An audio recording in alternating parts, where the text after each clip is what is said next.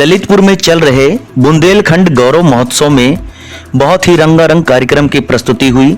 साथ ही संगीत जगत के गायक सुमित भारद्वाज की प्रस्तुति ने सभी ललितपुर वासियों को संगीत सुनाकर अपनी ओर आकर्षित कर लिया।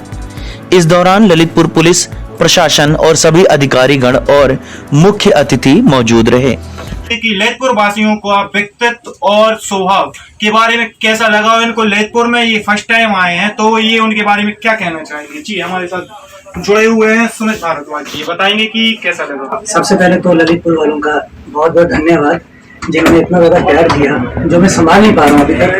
और बुंदेलखंड गौरव महोत्सव में मुझे बुलाया गया, मेरी टीम को बुलाया गया, मेरी टीम है तो सबका तहे दिल से उत्तर प्रदेश टूरिज्म का पूरे तहे दिल से शुक्रिया कि उन्होंने हमें इस काबिल समझा कि हम उनका ये फेस्टिवल में आके गा सके।